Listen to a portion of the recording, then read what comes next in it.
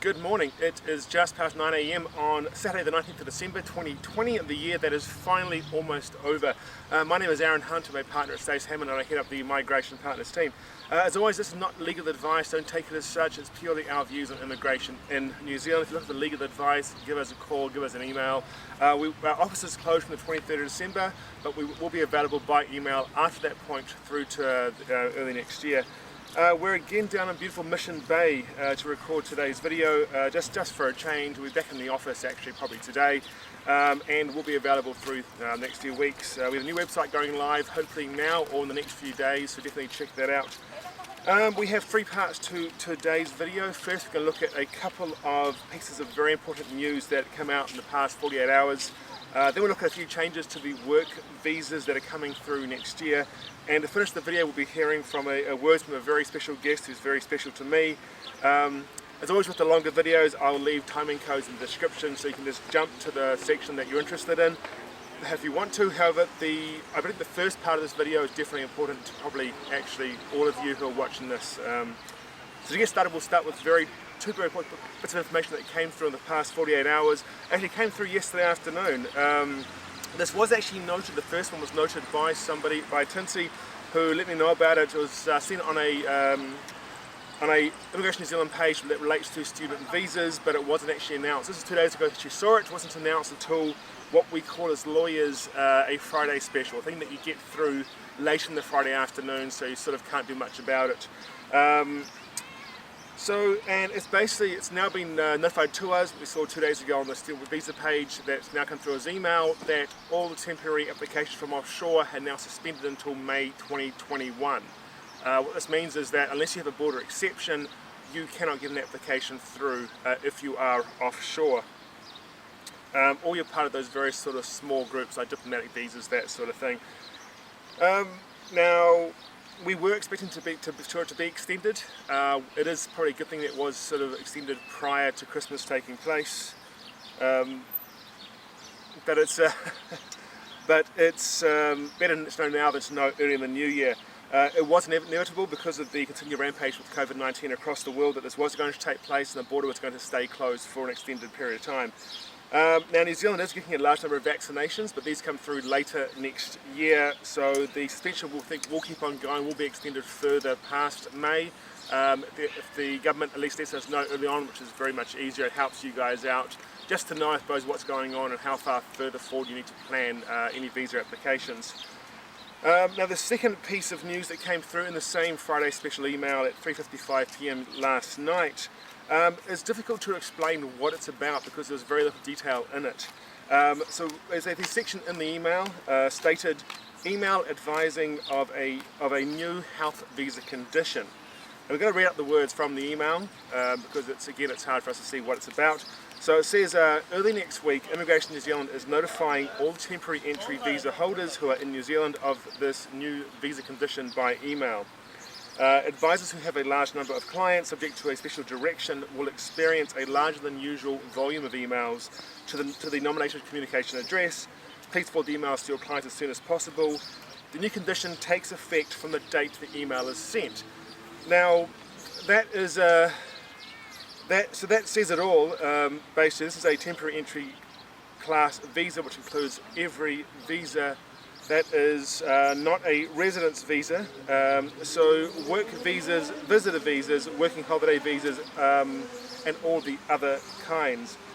So that is all it says. So this is for temporary entry visas, class visas, which include every visa that is not a residence visa. So work visas, visitor visas, working holiday visas, and all the other kinds that aren't residents. There is no explanation as to what the new health condition will be. You can speculate that it's perhaps related to COVID-19, maybe to have a test, but then what is the value in it for those with a 3-year visa who haven't left the country? Will the condition be a requirement for a regular test, perhaps? It is rare for the government to make a change that impacts current visas directly, with most changes being to future visas. So this is an unprecedented move. However, we will let you know when it comes through, if you have a temporary entry visa, then you need to be notified by email, so you'll get it directly, or it will come through your advisor or your lawyer. Now, the second thing we wanted to cover was the work visa changes that are occurring next year. Now, these were announced actually almost a year ago, but for some reason Immigration New Zealand announced them again a couple of weeks ago with actually very little additional detail, and that's created some confusion. We've seen a lot of it online, had a few questions through the forum and through the YouTube comments. So we'll quickly go through the changes that have been announced and how they impact you. Now, the first thing to be clear about is that when INZ says something is happening in 2021, it does not mean 1 January 2021. It means some point during the year. So none of these changes are happening in 2 weeks' time. They're happening at some point later in the year, not at the start of the year. Okay, so these changes also form the next part of a multi-year change to the INZ process. So we've already seen the length of essential skills work visas from being based on the ANSCO code to being based on the wage being paid. That was the first step of the process. The next was to increase the minimum salary for the work to residence visa applications, making it more difficult to get. That hadn't been changed for a number of years. They raised it from 55,000 to about 80,000. So that was sort of a jump up, but that was the next step in this sort of multi-year change. Now the next is the merging of 6 work visa types into one temporary work visa. The 6 are essential skills work visas, essential skill work visa approved in principle, talented accredited employer work visa, long-term skill shortage list visa, silver firms job search visa, and the silver firm practical experience visa. To be fair though, the 2 big ones that basically are going to probably cover most of you, the vast majority of you, are the essential skills work visa, which is the most common type, and the talented accredited employer work visa, which we often refer to as a work to residence visa. The rest are either rare or have actually already ended. So they will all become one visa. Now, just to be clear, this does not impact open work visas, so those looking at partnership visas, working holiday visas, post-study work visas, that sort of thing, will not be impacted by this. Just those where the visa holds the employer's name and location and type of work. So, now the next big part of this big change is that all employers will need to be accredited. At the moment there is about 1,500, 1,648 I think the number is, accredited employers in New Zealand. Up until now, accreditation meant that Immigration New Zealand had reviewed your business in a lot of depth, its procedures, and was confident that you were doing your part to be a good employer and trying to train New Zealand citizens and residents when you could. Now, at some point during 2021, accreditation will be required for all employers. We expect it to be a simpler version of accreditation, not the very in-depth one we have currently, but it will be a requirement. So if you're an employer, you may want to come talk to us about accreditation, what the requirements are, that they're going to be, and so you can start preparing for that. There will be 2 kinds of accreditation, standard for those who want to employ 5 or fewer migrant workers, and high volume for those who want 6 or more. It's also worth noting that franchisees and labour hire companies will need to meet additional criteria. Now the accreditation itself will only last 12 months, so it's something you'll need to get and keep on getting.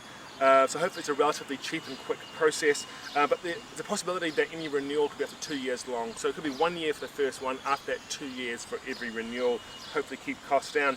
Now if the employer has broken employment rules in the past and they're now on what they call the non-compliant list, they will be ineligible for accreditation if they are still on that list.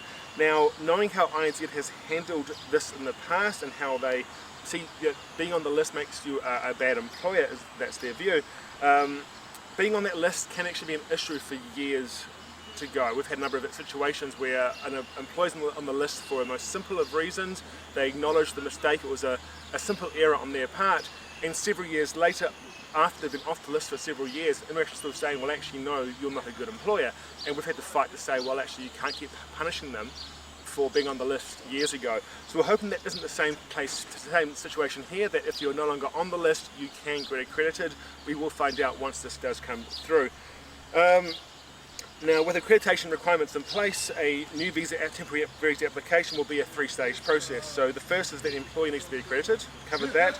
Next is that the employer will need to apply for a job check to show that the role cannot be filled by New Zealanders, which then there'll be a labour market test is required as part of that. However, Jobs that pay twice the median wage, so about $106,080 a year or more, will not require a labour market test. Neither should those which are appearing on the long-term skill shortage list where the employee fills those requirements. The job check will also consider region, pay, skill level of the job, so much like it currently is with essential skills work visas. And then finally, in the third step, the migrant worker can apply for the work visa, showing the usual requirements for character, for health. They have the skills to do the role, so we expect ANSCO to still be involved in some form. That will be, so the job is defined by this ANSCO code. Can that person do the job? Do they have the qualifications, the skills requirement under ANSCO? So ANSCO I don't think is going anywhere soon, it will still be around. Now we expect the visas to be the same length as currently, so 3 years and 1 year, although of course the 1 year one is currently only 6 months until January 2022. One extra thing is that with the work to residence visa going and becoming part of this one new work visa, they've removed that sort of access to the residence from work, residence category visa. Immigration New Zealand is bringing in a new residence visa for those who are earning at least twice the median wage, that $106,080 at present, though this was due to be increased last month. So looking perhaps at $110,000, $112,000 a year is the requirement to get that new residence visa. So that is a quick overview of the latest announcements from Immigration New Zealand about these changes, and hopefully there's some clarity there for you. I will, where I can, link to these various announcements from Immigration on the description below in this video. And the final bit of today's video is just a hello from a special guest. So a lot of this year, a lot of my videos have been about partnerships. People who have been separated by the border closures. Several of you will have met my partner at some of these events we've been to, these protests. And so yeah, I'm going to call her on, with Bonnie, stand next to me. So I've written a bit here. We do no cuts here, we're going this, so if we make a mistake we're just going to keep on pounding through it. Okay, so here we go. This is my girlfriend Bonnie, who's been very patient while I've been working and looking at my phone, reading messages and looking for changes in legislation or mistakes in the operational manual. Now Bonnie and I were separated for just a very short period during the first lockdown, so about 7 weeks, and it was hard. It was, I can't imagine what many of you are going through with separations for a year, 2 years, but we'll keep doing what we can to hopefully get some change in place, or at the very least help it make it more clear for you as to what is going on with Immigration New Zealand, a little bit clearer because they cannot be the clearest at times. This is possibly the last video of the year and the start of the holiday season in New Zealand. I thought I would invite Bonnie on. Oh, Bonnie, so we're filming here. I know it's a very preview, we're filming here. To see, so you can meet my partner. See my partnership and someone who's very special to me, and I know that I'll keep trying to fight for people that are special to you and try and get you guys back together. So do you want to say hello? Hi, my name is Bonnie, and it's been a hard year for everyone, and we made through the end of the year. I wish all you have safe, healthy, Merry Christmas and Happy New Year. Thank you. Awesome. Okay, and that is all we have for today, and possibly all we have for this year, unless anything else does come up. If it does, I will bring it to you as soon as we know about it. Until then, as always, from Bonnie and I, kia kaha, stay safe.